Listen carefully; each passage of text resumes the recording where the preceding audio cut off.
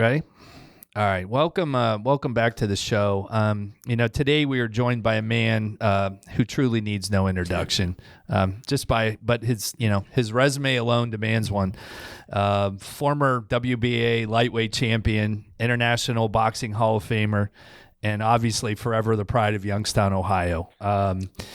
While his boom boom persona was forged under the bright lights of the ring, right? His latest mission is happening right here on the ground through the Ray Mancini Foundation.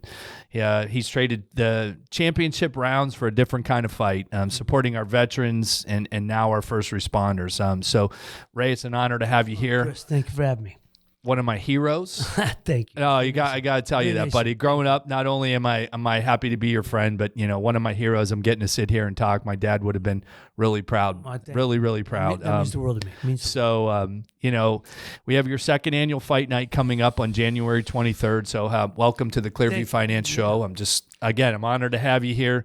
Premise everyone. I got, as we've all known, come to listen to me. We stand for the Fourth Bucket Initiative, Ray, and having you here is, again, a message that, we've continued sent to our clients of, time, talent, and treasure. And as Mediate Financial and as ambassadors for what we teach our clients, is we're also here because we support your cause, right? We believe in everything you're doing. Yes, thank you. And so, again, it's our job to kind of send that, be that guiding light to our clients and show it's important. So if we're doing it, we're showing other clients how to do it, right? So that's why I'm so glad that you're here.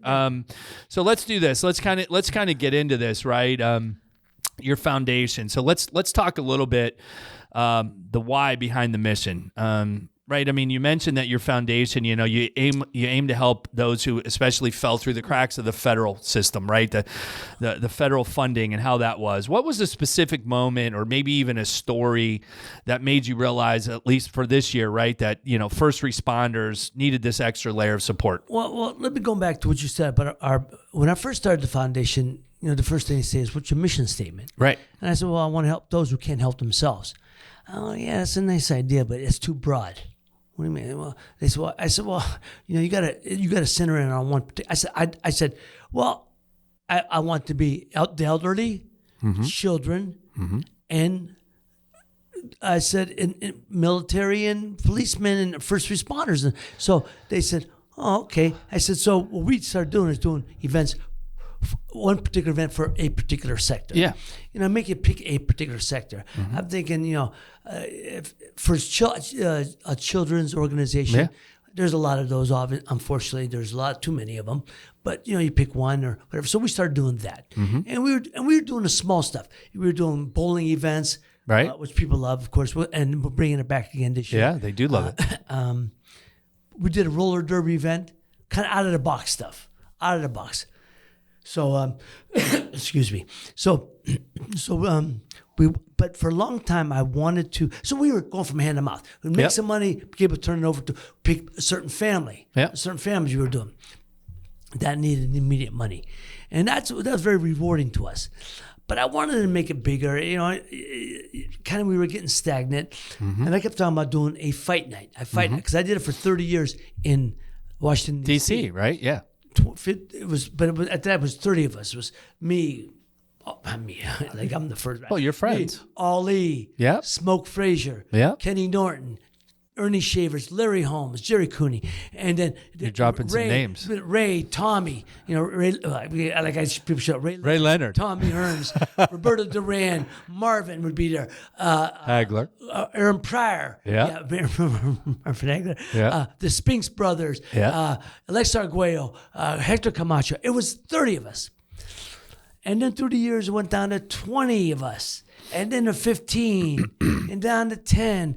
And then the last event was 5 years ago, and there was 4 of us left. It was me, Ernie Shavers, Buster Douglas, and Larry Holmes. And so I said, wow, man. I said, this is, a little different, because that was the last one.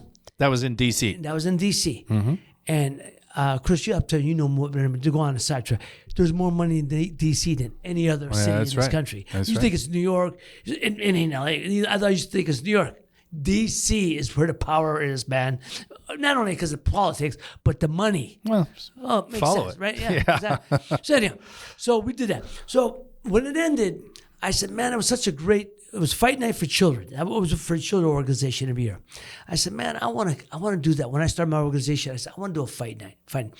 And we couldn't get off the ground. And I just, I was getting a little lazy with it. And so finally I said, last year. I love this. I said, I'm so tired of talking about it. And this was a true story. At the end of November, I said, I'm going to do it. I'm tired of talking about it. And of course, my wife said, oh, you can't do it. You need enough time. And I said, you could talk it to death or just do it. Because I was talking about show and tell, right? Right. But I'm about adult show and tell. Yeah. People go, well, what's that? I said, adult show and tell. When you're show and tell as a kid, you could bring a toy, Christmas present toy to the school, right? I said, adult show and tell. Show, don't tell. That's right. Just do it, man. Yeah. So that talk at that. I'm all about adult show and tell. So I said, I'm picking that. We're doing it. I said, I'm picking that called Mr. Anthony's, my friend Anthony Jr. And I said, Anthony, what do you got there? Here's the idea. He said, well, we have about January 23rd. Great. I said, so 2 months. So less than 2. Yeah, basically, yeah. Less than. I talked about by the time I called him. Everything. So less than 2 months. Less than 8 weeks. And I said, I can't believe you do it. I said, we have a couple of people helping us on my. We don't have a board. Everything. We got no. All the money goes straight to. We got no. There's nobody gets paid for anything. That's right. No, we have no. 100%. Right. 100% goes to the charity. So but a couple of people helping us. And I said, look, here's what we're doing. We met. I'm tired of talking about. We're just doing it. And I said, and if we fall, we'll fall forward. But we're not. I said, people will come up. They'll show up and show out. Youngstown's always been. Yeah. Since I was fighting. A walk up town. Oh yeah. You could do these 8 weeks before they. But you knew because remember you know this deep in. Yeah. You knew what you were. And the people did. It was how many we have? What was the count? People last year, over 300. I was going to say about 330. I mean, everybody listening in less than 2 months. Yeah, and brought in 5 world champions. Besides Kelly was here and myself, Larry Holmes, Buster Douglas, Michael Spinks, Jerry Cooney, and then Kelly and myself. So 6 of us. This year we're having 9 of us. So the same 6, me, Kelly, and the other Michael 4. Spinks. And Michael, Larry, Jerry, and Buster. Mm-hmm. But I'm also bringing in Mickey Ward. Yep, Irish Mickey. Well, the movie The Fighter that Mark Wahlberg was based on Mickey's life. I know. She was Paulie Malignaggi. Excited to meet him. Yep. Paulie Malignaggi, the best boxing announcer out there right now. I hate to say that because I like to consider myself, but that's all right. but Paulie's the best. And then bringing him, a lot of people don't know, but Bronco McCart. Bronco's from Detroit. Bronco wins Mr. Personality. And he won the junior middleweight title. He actually fought Kelly. When Kelly was on the way up, Bronco was on the way down. I believe. At the right time, they met. Yeah. And they fought and Kelly beat him. But Bronco's just a wonderful guy. And he tells a story. He was the only white guy in a Kronk gym.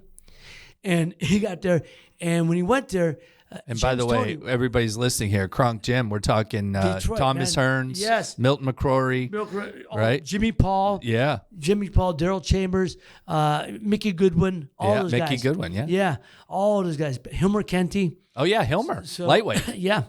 And Emmanuel Stewart. You never fought Hilmer. That was no. We were actually talking about it, but then he got right. He was that left jab, right? Yeah, he was tough. Good fighter, tall, rangy guy. Yeah. Good amateur. He had a big amateur. He's from Columbus. Yeah, good amateur career, and but he got Sean O'Grady beat him.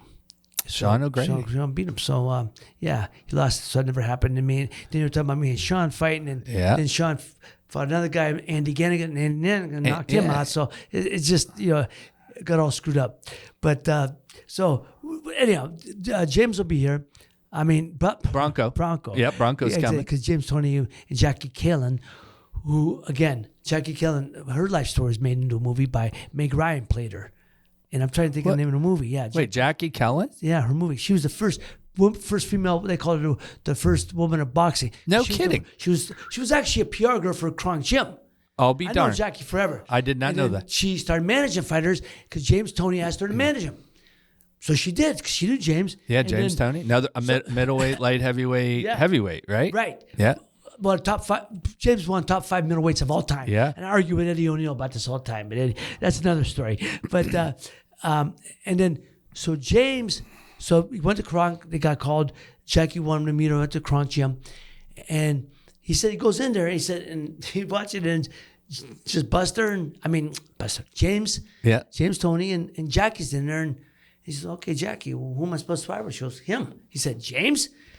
He said, "Oh man," he told his father, because his father said, "Man," he said, "I guess they really want to see if I can fight." He said, James smacked the crap out of him. He said, but he made his respect. He said they sparred 4 rounds. After ending spar 4 rounds, James told him, "You said you make sure you sign this boy right now." I'll be darned. So that's his. He said he loves James forever, and James has been a mentor to him. One, not only a dear friend, but a mentor. And I got to know James. James, wonderful guy. But it was funny when James first came out to LA. He used to go train at Freddie Roach's gym. Yep. And Freddie was a good friend. Yep. And I see him, and I say, "Hey, James," I'd say, "Freddie, I want to see James train. I'm going to bring my son Leonardo with me," because Leonardo was about 10 years old, 11 years old. He said, "Oh, Ray, I'm not so sure I would do that." That's why, because James, man, he's a great guy. But once he gets to the gym, the flip switches, man. It turns, man. He said if you come in, he'll call you out. He'll start calling you, cussing you out in front of your son. You don't want that. Oh no, I don't want that. Because James did. James was guys coming. Hey, I didn't ever expect him to be a mean. Well, in the gym. Yeah. Oh, yeah. Hey man, hey you white boy, get your ass out. I'm gonna beat your ass. Get your ass over here. One of them type of guys. Oh man, and he'll call guys out. He's done that. And so, but outside he's a wonderful guy. James is great, but he's a fighter. James is a true fighter, Anyhow, I'm going off. No, that's all right. Because I don't want your son to give me the 5 minutes, and we ain't got back. Wait, we got one question. Two questions, yeah. But anyhow, so we're gonna he'll be there. So it's gonna be a cavalcade of champions. And everyone will be there. They'll be at different tables. Yeah, and it's awesome. They'll be available for pictures. Yep. Autographs. Kissing babies, whatever you want to do, they'll be available. Well, that's awesome. Again, pivoting back to, kind of the whys of stuff, we talk about Youngstown, again, born and raised here, again, right. You're famously the pride of Youngstown. Ray, come on, everybody's, we know it. So how was the community spirit of like your, this hometown, the way we were, the way Youngstown is, and people understanding kind of shaped the way you've now approached the charity, right? The way you're giving back. Think about how we grew up. It's in you, right? Well, you want, of course. Look, if you could, especially if you've had some success and you see other people that are struggling, and there's a lot of people struggling in Youngstown. But people turn cheeks, right? Not everybody steps up. No, not everyone. But the funny thing, Chris, better than I do, that the people that do step up are people you won't know about. They don't want you to know about. Right. And we got a lot of people in Youngstown to do step up. Yeah. And it's more than just the usual suspects too. So. But you're doing this because of your. Because you want, if I could be a voice for it, then let me do that. But anything, it's like any team. We talk about that. You got people running. My wife's running my foundation. We got a couple of helpers. They make it go. I'm just the face. Yeah. I get the guys to come in, but the nuts and bolts of everything, it's all them. And putting this together ain't easy. Right. You got to you got to get down to flights, time picking the guy up, make sure we have somebody there to pick them up, and all that kind of. And all these guys, they're all in it, right? They are so supportive. Well, last year we had it for the first year, and first thing they said after, we want to be back. I love Larry it. Holmes has said it. I love it. Michael, all of them. We want to be back. Just let us know. So I'm hoping that's the case this year too, And I pray to God, we got. I do have a funny story. I don't have like last year. Mickey Ward was supposed to be here. He had a call the day before, violently ill, and I'm praying. Oh man, I hope, man. I know, because we got 9 championship tables, 9 fighters, and I said, oh man, you can't. And I should probably got more, but. Can you? But what? So is it going to grow? You think? That's the goal. Yeah. Well, I'll tell you what I could have had, but it was. Don't name drop me somebody that. Well, it was late. We were down the road a little bit.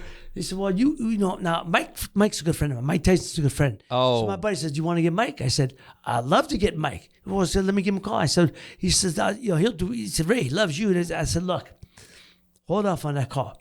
Because the fact of the matter is I get Mike. I don't need nobody else. Yeah. That's the fact. I got him. I don't need nobody else. And is he a card in person? Like, he's great. He's great, man. Yeah. He's very congenial, very personable, lovely guy, man. You love him. People love him. But I said, then I got a call. A friend of mine said, hey, another friend of mine said, hey, would you want to get Ray? Ray, I've been trying to get over Ray. I wanted Ray to come because his daughter and my son graduated together. Huge. Yeah. They graduated from school. And I said, Ray. So I told my son, Ray, I said, Ray, can you give me Sugar Ray's number? Go talk to his daughter. I said, yeah, I'll go. So she gave me, I said, I have numbers. I'm calling. I ain't getting nothing. I'm leaving messages. And then it was the wrong, of course, he changed the number. But I called his number, but he's not available. He wasn't available to do it. So not this one. So, I'd like to bring, next year the same guys and then bring in Mike and Ray and make it bigger and better. Yeah. So that's what it's about, right? We're about raising money. I don't want these guys. I got Larry Holmes. People don't understand the guys that come in. Larry Holmes, one of the top 5 greatest heavyweights of all time. All time. Yep. No dispute. No dispute. I said you got Michael Spinks, one of the top 5 heavyweights of all time. I would argue he's top 2. That's good. Probably, or at least 3. Bob Foster. Yeah. Well, Archie if you're Moore. Going back, so the mongoose, right? Man, you know your stuff. Oh, don't forget. Well, no, remember. They could be number 4 because it was you got Bob Foster, Archie Moore. What about Michael Moore? Michael's terrific. He's a friend too. What was he a better heavyweight than a light heavyweight?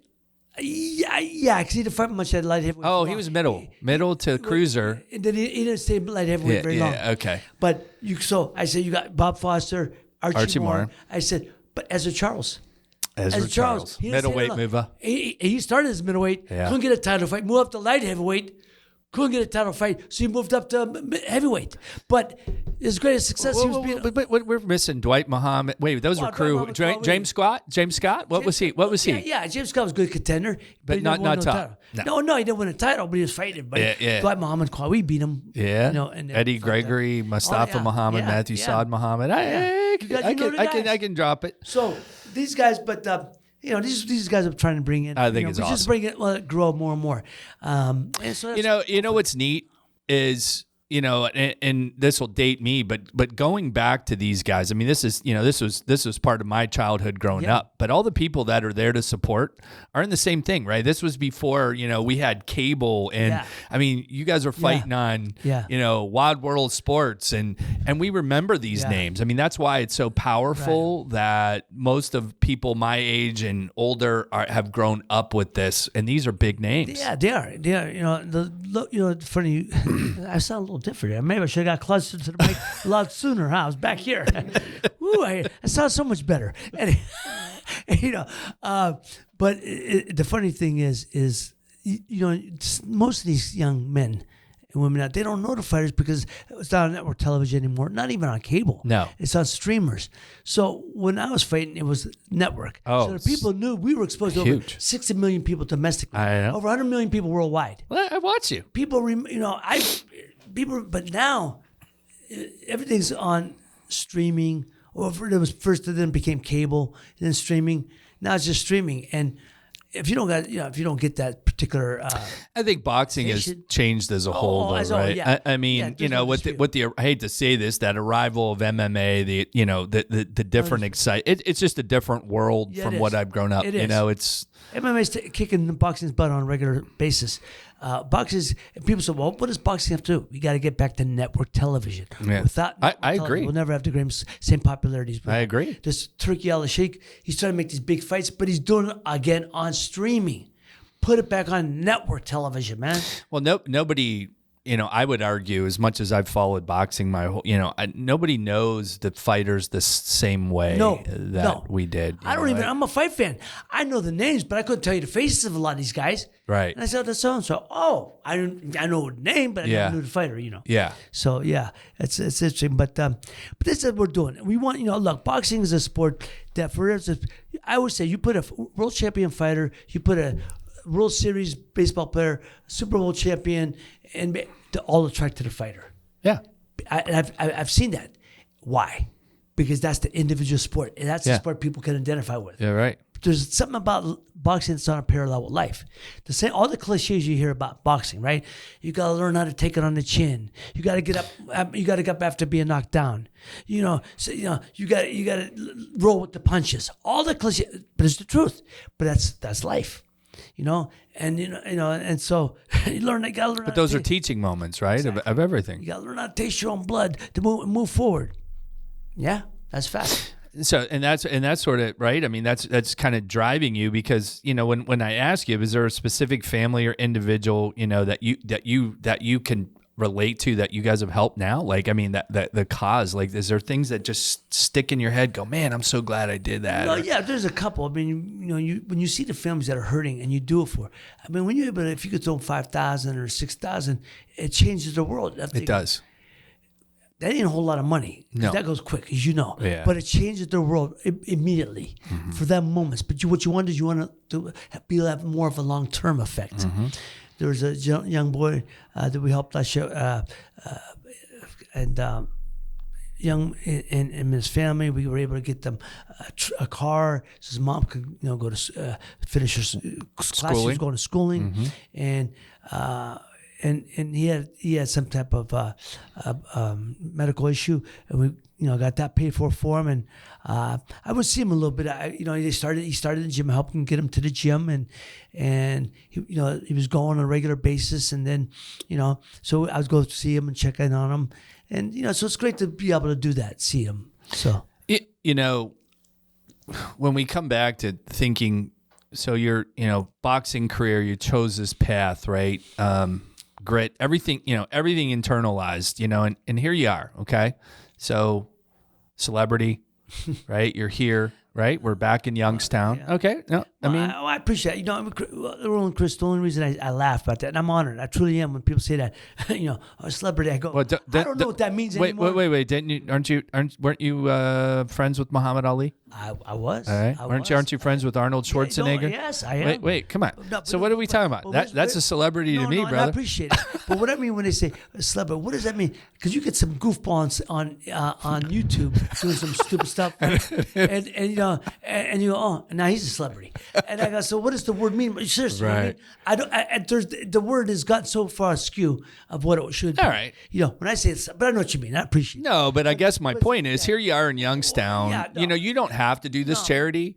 But you don't have to. Right. Now, think about this. What zeroed you in? I mean, I guess to my point is, here you are. You're an entrepreneur, right? You have all these other things. No, I mean, right. But we know you're okay. Things happen. Movie making, right? The bourbon, the wine. I mean, let's be real. So that's time consuming. That's your brain's moving. So, but where did you say, okay, but I still feel like I got to do something, right? The foundation was started. Right. Why, right? Well, because all you have to do is drive along the streets of Youngstown, go downtown, or drive on the south side or the east side and see, that's why. Mm-hmm. You look over on, and you see people on the street, that's why. And it breaks your heart. You go downtown Youngstown, and they cleaned up pretty good now, but there was a lot of people on the streets before. I know. And, it's still. But still, look, I like to work. I'd like to do with the rescue mission. Mm-hmm. That's a passion of mine, and I want to work more with them. Mm-hmm. And that's good to know because I have a nice little base there of people beautiful. Because I would love to do stuff with you there. I think it's John does a wonderful job. Yeah, they're amazing. Yeah, where it's a huge. So as we again talking our fourth bucket, we're huge supporters of the rescue mission. Sure. They do a wonderful. And I did a lot of work when I was in LA for the rescue mission in LA. And the fact that they're faith based is important. Important to me too. Yeah, of course. So these are things you want to do, and you see it. But you see the people how they're filled up. Like if you ever go there, we did. And we went and did meal. We served lunch. Right, served lunch or on Thanksgiving. Trust me, they walked us through, Ray, and there wasn't honestly, we were all like, yeah. And you see the rooms that are filled up. And you're trying to work. And I love the fact they're trying to get them. They are rehabilitated out into the world. Absolutely. Society, right. That's right. And sometimes people don't want to leave. I get it. You get a little cushion. You get a little bit complacent there. But the fact they don't know, no, you got to get up. You got to go back on the ball. That's right. I really admire that. But those are the type of people you want to help because they're. I'm a small group that can hopefully be filter into a bigger group, and that can help more. But one person at a time. Yeah, that's how it starts. That's exactly right. And, that's exactly right. And that's. I mean, again, obviously, that's why I'm honored to say we're friends. But it's like we feel the same. It's. I feel like, again, from a fulfillment standpoint, from the side, are we ever? Jim Valvano's quote, right? And so in our fourth bucket, a person truly doesn't become whole until they're a part of something bigger than themselves. Yeah. And just let those words resonate, right? Because how true is it? That fact. And if we can do something that, that's what these causes are about. It's why we're so supportive. It's why we're supportive, because I think it should be within us to utilize ourselves. Well, you should. Right, look, Chris, we all try to use our talents, our resources. Yep. Or we should. Treasure, time. To better not only ourselves, but better others. You become fulfilled, yourself, Ray. Exactly. You don't better yourself by helping others. That's right. Right? So that's the kind of thing that I want that to, and I want my kids to see that. But I mean, that's my point. Are you leading this as a role, and you want this to be a mission of, number one, people to follow? Yeah. Right? You're encouraging. Yes. You're watching your kids say, this is how you do this, right? This is how we should. And hopefully people, like we do things, we've been doing about 3 or 4 things here. Now we're doing 3 things. I want to do this one to be the big one, along with my speaker series. Mm-hmm. Last year I brought in Johnny Russo. Mm-hmm. This year I'm talking to a couple different guys, but people outside the box. I don't want to bring in the Cleveland Brown. I want to bring in the Pittsburgh Pirate. I don't bring in those guys. Right. I'm not because anybody can bring them in. Right. I want to bring in people outside the box that people go, ooh, I gotta hear this guy. Yeah, right. So people who touch a vein that people, I gotta go. So we're trying to narrow it down to this one.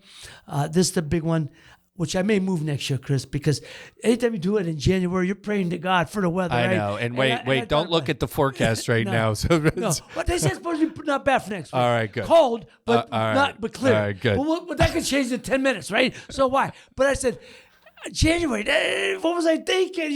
March, but I'd rather push it to March, And then we'd like to do the March. We want to do the bowling event. And then, again, I want to do the speaker series. And I want to keep bringing these guys outside the box. That's great. Those are 3 big ones that we're focusing on now. But this is the baby right here that we really want to grow.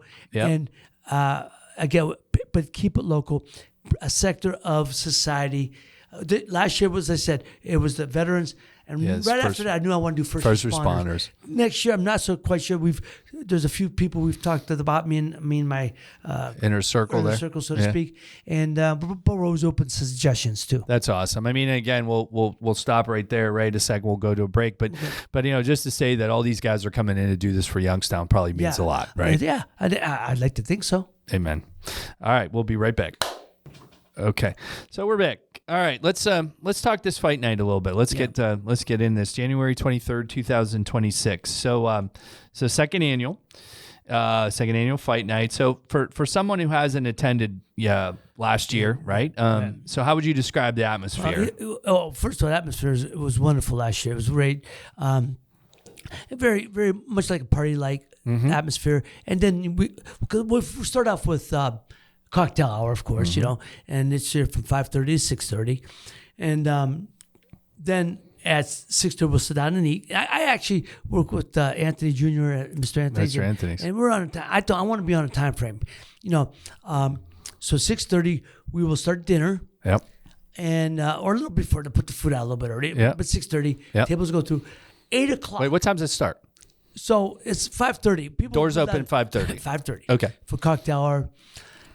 8 o'clock, hopefully we'll be done with food, but they'll start putting the food away. The wine comes out. Pick it up.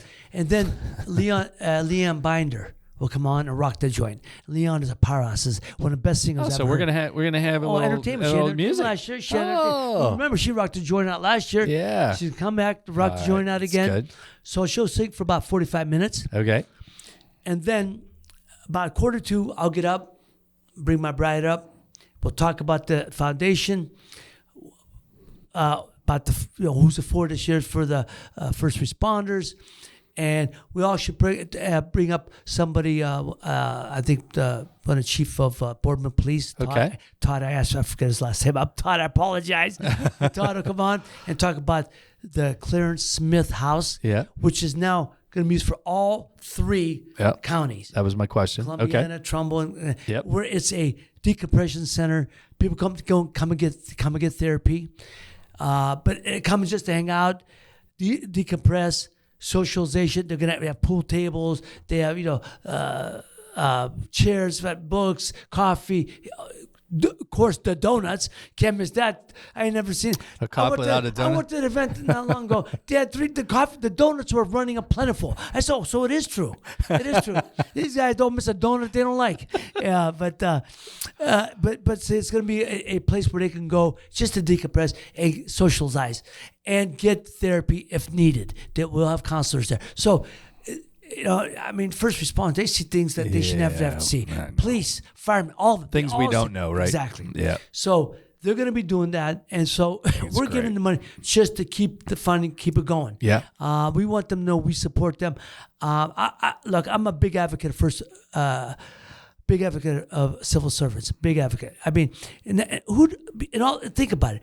In today's world, in today's atmosphere, who'd want to be a cop nowadays? Who? I know. You're under a microscope. Everyone's got a camera. So no matter what you do, I know. Right? I know. No matter what you do, look, perfect example is what happened last week with that shooting up young lady. Nice. We see camera one angle, they show the other angle, but we don't know what happened. Why can't they be complicit and just say, can you pull over? Okay. You ain't doing nothing wrong. Why would you try to leave? Why would you try to give grief? You ever see it on social media? And I'm sure, Chris, you see it, where they, excuse me, sir, can I have your license? No. I know my rights. I don't have to give you anything. Sir, can you just drop the window? No. Why would you just be complicit and say, yeah, whatever you need, officer, here. If you ain't killed everything, you'll be out in 5 minutes. That's right. But instead, you want to do this for 10 minutes. And then, keep you here as long as you need to. It just drives me nuts. But today, that's... I know, that's the world. But nobody knows what these people are dealing with. So, that's what I'm saying. They got to deal with things we don't got to. And I just want to show them the appreciation, not only for myself, from our town. We appreciate what they do for us. Because, again, when things go down, things happen, who's the first person you call, right? That's right. Even these people that are filming you, cussing you out and everything, spitting at you. Sometimes they can't find their child. Please, could you help find my baby? It's just unbelievable that they would be disrespectful, right? And to law enforcement, and it bothers you, and it sure does, absolutely. So okay, we got some music, some entertainment, and then we do 9:00. We will bring out the amateur fight card. Yeah. The first amateur fight card is 9:00. I want them. How many? Well, actually, we had 5. And the first thing people said when we asked for comments, on social media, more fights. Wish there were more fights. We loved it. What I don't want to do is I don't want to make it an all-nighter. Right. So, by between 10 and 10:30, thank you and good night. So we're going to have 2 more, actually 3. We had 2 more fights. Oh, yeah, let's talk about the third one. And then third, we brought Battle of the Badges. Yeah. We have a fireman versus the policeman. Yeah. And we're going to have, policeman J.R. Jackson from Poland Police Department, and of course Pat McGlone, Youngstown fireman, will be there representing. So think about this, right? You get to watch this. How do you feel? I mean, these are heroes in daily lives, right? I mean, seriously. Sure. I mean, this is what they do. Is it kind of cool to see them step in the ring, kind of give themselves a test? Pat said immediately yes. And we couldn't get no policeman at all. Finally, I'll do it. They told me, he just said, I'll do it. I'm tired. Somebody better do it. And then the young blood stood up. None of the young blood, so I admire that. Yeah, I admire it. And I sat them and I said, look, man, I sat with them already and said, look, you got families to go home to. You got jobs to go home to. This is entertainment. This is for the foundation. I want a good fight, tough fight. They're training their butts off. They're training like crazy. I don't think people understand the conditioning of this, right? I mean, take it from me. I tried it. It's hard. JR dropped 20 pounds in 3 weeks.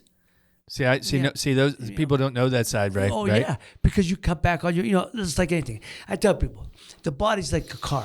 You put junk gas in it, your car runs like crap. You put the body's the same way. You eat crap, your body's gonna run like crap. Put in the right food, you put in that premium gas. So that's so that's what they're doing. But he's a testament. 20 pounds, 20 pounds, 3 weeks. 3 weeks, and that'll happen fast. When you change your diet, it'll happen quick. And so it's going to be a good one. It's going to be a good fight, and we appreciate these guys coming out and doing it. I think it's great. Look, man. You realize, they're stepping up, man. Really these guys are. Nobody else would.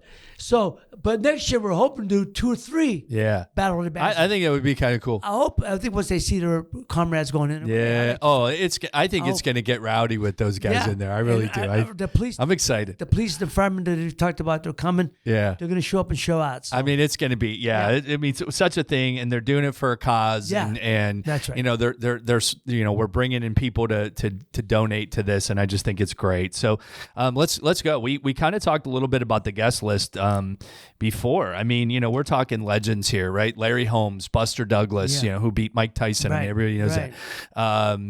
We're going to go through Michael Spinks. Michael Spinks was a 76th Olympic champion. Yeah. Him and his brother Leon, Mike was the quiet one. Leon was always the partier.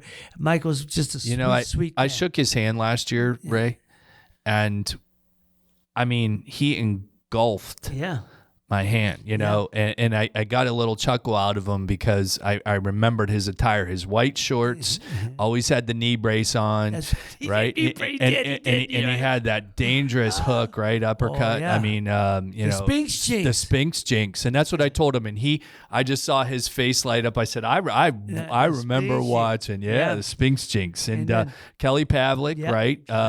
Mickey Ward. Mickey Ward. Again, remember anybody... The movie that Mark Wahlberg did called The Fighter is based on Mickey's life. Yeah. Mickey was in there. So Mickey's from Boston. And so Paulie. And Paulie Malignaggi. Yeah. Paulie's my guy. Paulie, I love this kid, man. He could be my son. What I love about Paulie. Paulie was Sicilian like I am. But Paulie was born in New York but raised in Sicily. I did not know that. So his first language is Italian. That's Italian, Sicilian. And that's so we come and we speak Sicilian to each other. It's always a pleasure, and I love him to death, man. And he's the best announcer in boxing. I always make the joke. I said, "Paulie, you make a cup of coffee nervous," but when he talks on the camera, when he's in front of him, man, he knows. Boy, he was a tough son of a gun too, wasn't he? Boxed beautifully. Yeah. Boxed beautifully. 2-time world champion. Not only lightweight, junior middleweight, junior welterweight. 140 he won. 140. Yeah, that's right. Yeah, and they call him the Magic Man. Magic Man. Because he can box. Yeah. Man. Paulie can box. He's slick. A handsome son of a gun too. So I always tell people. Well, I think he's sitting at my table, so should I be a little nervous at my wife? No, I always tell people. Isn't he single? 1 or 2 things. Yeah, he is. But I'll tell you what. I tell people, guys like Paulie, and I always tell guys like Paulie, I said, Paulie, either you can fight your butt off, or you can't fight a lick. Because as handsome as you are, you ain't nobody if you're looking that good if they can't fight. And he laughs, Now, there's a friend of mine, John Seda, the actor. Yeah. John Seda. And John did amateur boxing before he got into acting, And I told John the same thing. And as handsome as you are, and because I said, so obviously you never fought nobody. Because you're too handsome, man. He laughs. Ray, why you got to say that? Because it's true.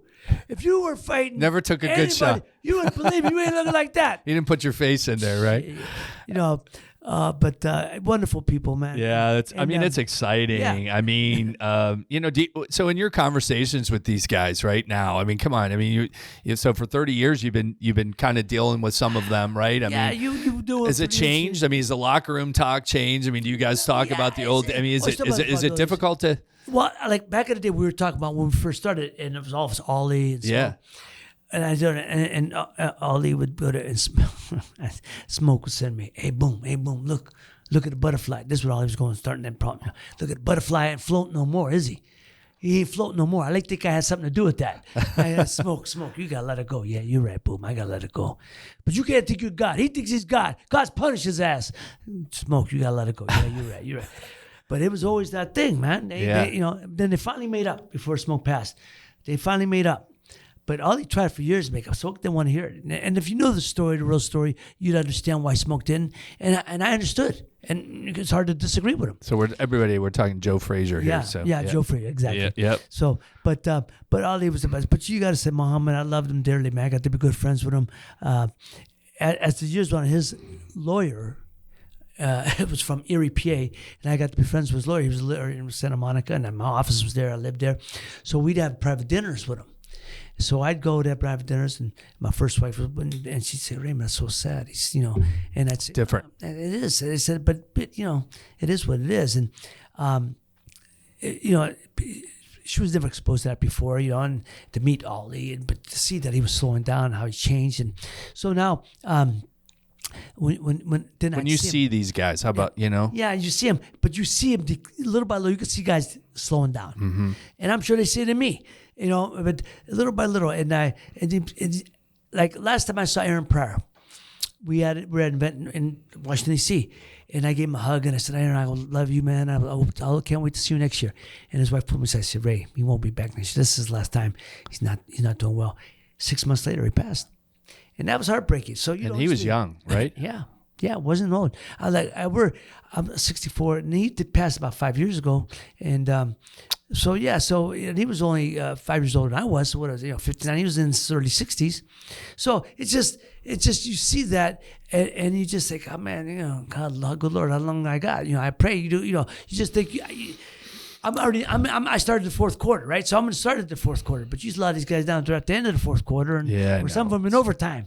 And I know. And and they look good and they handle it, but boxing is going to catch up. Look, nobody comes away unscathed being a fighter, and I see that with my contemporaries. A lot of them passed on. My guys, Camacho's gone. Yeah. Well, Pryor's gone now, right? Camacho's gone. Arguello. Alexis is gone. Yep. Yeah. I mean, and it's just heartbreaking. And so you go, man, Bramble's gone. Oh yeah, Livingston Bramble. Yeah. So.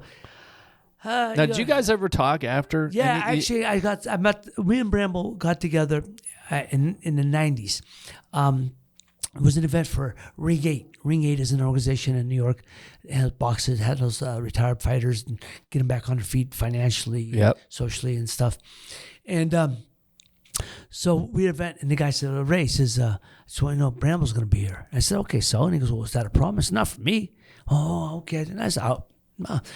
So I went there, and then Livingston come in. I walked in, and he was there already. I walked in, he see me, he come right up. And we gave each other a hug. He said, "Ray, I'm so happy we could come together as friends and not adversaries." Yeah, amen. That ain't got nothing to do with nothing. Yeah, right. You fight, you get over it. It's over. That's right. It was over. Even though it was bad. Well, I don't think a lot of people understand that either, right? You're doing your job. A lot of bad blood to that, but I understood. He's trying to get me rattled off. Yeah. Right? And I understood. But he made some comments, and he apologized. He said, "I do apologize." He apologized to my family after our second fight. "I do apologize for anything I offended stuff." I said to you, "I hope you understand. Just try to get under Ray's skin before the fight." It's that psychological warfare you try. I understood it. But that's the ugly side of the business, right? That's the ugly side. And look, I'm a firm believer. If the fight is a good enough fight, it sells itself. You don't need to try to sell it with extra verbiage. That's right. So, all right. But anyhow. So let's go here, and if I get time to kind of come back to a little bit about training. So let's we talk about being we just got into boxing, lonely, right? Individual sport, very much so. Brutal, right? Very Just a brutal. Most fighters are loners. Yeah, Most fighters. I don't think I am, but there's that. I like my wife will say, "You don't mind me?" I go, "Actually, I prefer it sometimes." Yeah, I prefer it. I understand Not that I want to. I know. I like but can I handle? I lived on my own for years, and I have no problem. I get along better with me than anybody I know. So yeah, I mean that's right. Catch that fast. I get along better with me than anybody else. There we go. Bada boom, bada boom, bada boom. Rim shot. I said it too fast. That's right. I mean, but it is right. I mean, because we were just talking. You have to be right. So because again, just like to your point, everybody recognizes the boxer. Everybody, and it is individual. But but think about this: brutal. Okay, I mean, let's not joke. No. Immense discipline. Yeah. Me and you have had those conversations about. Trust me, I tried to train. I did the little thing in the downstairs. I'd have this little bell ding, and I'd be hitting the punching bag, and I'd pretend. And if I went 2 minutes, I was winded.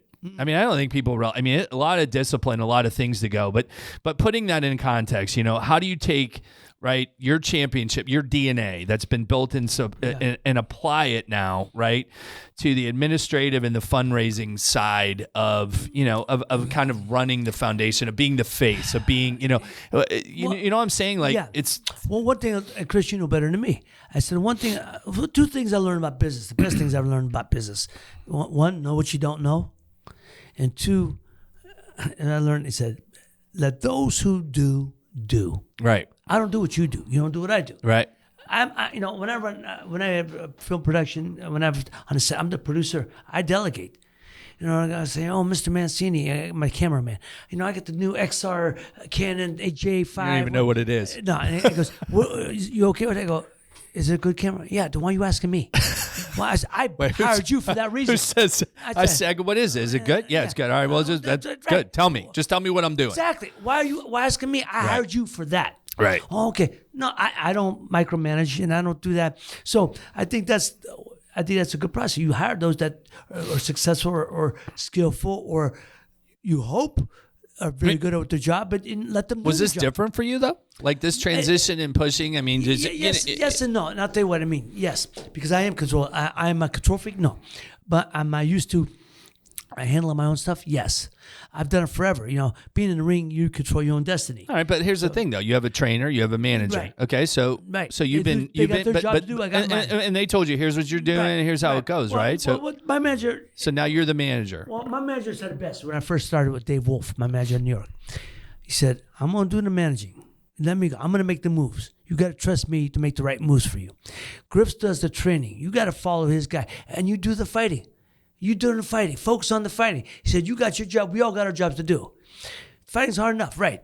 And that's when you have a team when you could delegate, you let them do what they do, and you do what you do. That's the best part of success, And so I don't oversee. I don't oversee a lot of things. I don't constantly, well, what's going on? What are you doing? I'm trusting you doing your job. Because if you ain't, you'll be gone. And it's in the story, right? So that's any job, I think. And I think, so if I didn't do my job as a fighter, all right, or like Griff, I get up, he said, Ray, I'd walk in the gym, he'd say, Ray, he said, you do road work today? I said, yeah. He said, Ray, how you hit the road today? I said, yeah, of course. Okay, man, because we're gonna go X amount of rounds, boxing. Yeah, okay. But but I was always awesome. I said, Ray, you hit the road today? I said, Griff, no, I laid off today. My body was hurting a little bit. Okay, we'll make it up on the rope. You got to be in unison with each other. Right. I can't bull crap him because I'm only hurting me. We got to be in unison. It's going to hurt yourself. Right. Okay, that's all right. We'll make it up on the rope. There's ways you work it out. But I was always, but they knew I didn't cheat. I never cheated myself. That's the Well, you can't. No, you can't. You lose. I tried to tell people, you can't. I said, no matter what you get, you can cheat us, but you can't cheat yourself because you're going to be the one that suffers. That's obviously. Right. So why would that tell my trainer? Yeah, I did roll or what I did, but we make it up other ways. But they knew I worked hard because the one thing I was most proud of, Chris, when I was fighting, I got a call one day from the reporter. Said, when we were talking, the reporter was talking. He said, Marvin Hagler are considered the two hardest working champions. I go, what? And he said, yeah. I said, why? He said, what do you mean? I said, why him? He's great already. I aspire to be that. Why him? He's great. But I knew why I had to work. I had to outwork anybody, and I did. That's one thing I'm proud of. I could say, ain't nobody outworked me in the gym. Yeah. But I had to because of my style of fighting. Right. Because I got to be pressure. I got to burn for 15 rounds. Right. And I got to wear you down, break you down. Right. Mentally, not only physically, but mentally, emotionally. I had to be that guy. So, but Marvin Hagler was great anyway. I mean, he was great already. But and I never knew that Marvin used to call our camp. Chuck Fagan and Tank, this is your time. Marvin would call, what's Ray doing? How many miles he? I never, Chuck told me, he said, yeah, Marvin's called to find out what you're doing. What an honor, huh? It is. Because he saw, how many rounds is Ray going? How many what's he doing? Greatest middleweight ever? No, not the greatest, but certainly in the top 10. There's a lot of middleweight is great, probably the greatest division of all time. Probably. No, probably greatest. Sugar Ray Robinson. Sugar Ray Robinson, probably one. Carlos Monzon, number 2. Marvin, maybe number 5. I mean, number 5. I mean, certainly in the top 10, but probably maybe top 5 as far as I'm concerned. Because, who's better? I can't think too many middleweights better. As Charles, when he was a middleweight, was pretty good, but he couldn't get a title shot. So it's hard to say how good he would have been if he had been got the title shot, right? That's interesting, huh? Because of course, everybody. Me, because I grew up with Hagler, right? Yeah. So it's kind of but Marvin certainly top 5. I'll be darned. For me. That's interesting. I mean, I'm just thinking of other guys through the years, but certainly, first two, right? Go ahead. Carlos Monzon. Yeah. Sugar Ray Robinson, Carlos Monzon. Right, Monzon for the longest, right? Had the title the longest, right? He had it for 14 years. Yeah. He was 89-1. Yeah. 89-1.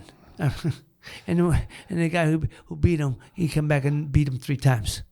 Who beat him? I was early in his career. Oh, can't even remember. That's what's awesome. Because he had a career because he had the title for 14 years. Wow. He had the title for 14 years, and I think when I think B-Hop broke his record. Bernard Hopkins. No. Marvin broke his record. Yeah. And then B-Hop broke Marvin's record. Bernard Hopkins. Yeah. That's wild. Yeah. So. All right, so let's do this. Let's talk about 2026. Let's talk about a goal. So, what would a knockout year look like for the foundation for 26? Well, first of all, the events, all the events do well. Because look, people say, how much you looking to make? You ever set a goal? Of how much to make? Or just, do you have I'm trying to strive to get... Yeah, I mean, but those are a couple of things you keep private to yourself. Of course, that's what I mean. I wouldn't actually share. No, I mean, because we know we start out at, and we always did, but now we did what we did last year, and we did a pretty good year. Yeah. This year, you strive to be better, right? Exactly. So that's a little bit, But I just want it to grow. I want it to be successful, and I want people to do it for the right reason. It's for the right reason. Yeah. We don't get we got no money goes to any. We don't have salaries or nothing. Nobody. It goes right to the person. Everything. People have to realize that, because that's important, right? Because you should know those things. You should know those things. No administrative costs at all. Right. So that's meaning important. It's true volunteer time. Exactly. It's true fundraising. And when you fundraise, it's more time than you put it. It's like putting in another job. That's why I asked. That's why I was curious. Like I was saying, when you take your pedigree and have to put it into fundraising, right? It's a full-time effort. It's a lot more than I think people can realize, absolutely. And it's a lot of swallowing some pride sometimes. Because I think well as anybody, especially around here, people want bang for the buck. Now, our individual tickets are $150. Yeah, let's talk about that. I want that because I must say, and people buy them. Yeah, because last year I said, that's kind of expensive. I said, well, let me give you the breakdown. I said, the food is a 5-course meal. If you went to any restaurant. Wait, Italian food, right? No, right. Well, he does a nice job of all of it. I think they do a nice job. 5-course meal. What's it going to cost between a 5-course meal? It's costs $75 there. Yeah, that's right. So right there. So it costs us between $75 and $95. I said, you go listen to Entertainment Leon, right? That's $20. Again, if you go to start adding it up. 20. I said, so what are you giving to the foundation? $40 maybe. So a lot gets eaten up in that $150. Right. I said, and I was a little. I had a friend of mine, grew up with him, who's a lawyer, and he's a lawyer. And he hit me up recently. He goes, I'll come. He texts me back. Well, I'm just going to come to fights because your price for the ticket's kind of steep. And I thought he was joking, but I realized he wasn't. And I haven't talked to, and I hope he is, because we are going to talk. And I said to. And I thought, my wife stopped me because his hourly fee is double that. Right. And it boggles my mind. You're right. I know. Because you're I know. But the fact that you could do it. But even if you couldn't, you should because of where it's going to. Well, mind you but the fact that you are a successful businessman and $300. $150. Well, are you kidding me? Let's toot my horn. I got 2 tables. Yeah, my man. That's it. That's right. And they ain't cheap. Right. Ladies and gentlemen, they ain't cheap. But listen, we're going with the cause we're supporting, right? That's what we're doing. I mean, that's all. Look, if people say things, I understand, but we give a lot of bang for the buck. We give a 5-course dinner. We give music. We give fights. I said, well, the entertainment value itself and the social aspect. Exactly. And so maybe out of that $40 goes to the foundation. Come on, man. People, find it in your heart. I mean, remember, we're supposed to be giving our last dollar. That's right. And we are accepting walk-up crowd. Okay. So if people come to buy tickets at the door. Yep. And you can come just we for still the have fights. Tickets, right? We still have fights just for the fights. Okay. $25 just so for if we're the fights. listening, remember, that's not only your, Mediate Financial here. We're encouraging, right? So this is for a great cause. So all of us listeners here, please, please show up. Go to www.boomboommancini.com and leads you right to the foundation site. Or you go to Ray Boom Mancini Foundation. Yep. Right. So you have two ways you get there. But Ray Boom Mancini Foundation, go to online, Ray Boom Mancini Foundation or www.boomboommancini.com. Got it. And you go right there. You can buy online. You can buy tickets online, and they're still available. And so let's be fair, right? Before we end here, the goal 26 is be better than last year. For sure. Right? And we're going to continue to move forward with the cause, right? Well, that's the goal. That is the goal, to be successful, to be more giving. All right. I want to give more of myself this year, because we're used to taking, and that's common with everyone. I think we have to learn to give more, love more. Follow heart. Love more, and Chris, another thing I tell people, man, find your faith, man. Find your faith, man. Get strong with your faith, because the world is topsy turvy right now, and people say, "Oh, what do you do?" I said, "Well, how did you get through this? How did you get my faith? Don't is your faith." That's right. I said, "Well, it's what drew me to you." By the way, I said, "Thank you, I appreciate that. Find your faith, be strong with your faith, I practice your faith." I love these people saying, "Oh, do you go to church?" "No, but I'm a Christian person." I said, "Oh, well, it's good. I appreciate that. You believe in Christ." I said, "Do you go to church?" "No." "Well, why not?" "Well, I don't feel I have to. I could worship Christ at home." I go, "Yeah, but that's not quite what it says." It's a discipline. But the good book says, go and worship the house of God. Go to, which is church. If he says stay home and worship, that's fine if you have to once in a while. But that practice faith. And look, you could talk it or you could do it. Do it. Well, you're leading it, buddy. Well, you try to lead you try. You do. Try. You're leading by example. And I don't mean to get on this kick and holier than thou. No. I am the biggest sinner. I know. That's why I need to go. But but if I could bring others with me. Yeah. Come on now. But again, leading by example, right? Leading by example. You try. All right. Well, Ray, boom, boom. It's again a privilege to hearing about the work that you're doing. It's clear that while the gloves now might be off, right? We're changing our way. The fighting spirit is stronger than ever when it comes to taking care of our heroes. And again, I think Youngstown thanks you for that. I can't even begin to express what that means for us again to support your cause. It's why we're standing behind it. It's why we encourage our people that know us to also follow our lead too. So for everyone listening, the Ray Mancini Foundation Fight Night is happening January 23rd. So January 23rd, 2026 at Mr. Anthony's in Boardman. We've got a great guest list: legends Larry Holmes, Buster Douglas, Michael Spinks, Kelly Pavlik, Mickey Ward. I could go on, and it all goes towards a cause again that stays right here in our community. So Ray, thanks for everything you're doing for Youngstown, for our community, and we'll see you at ringside. I look forward to it. All right.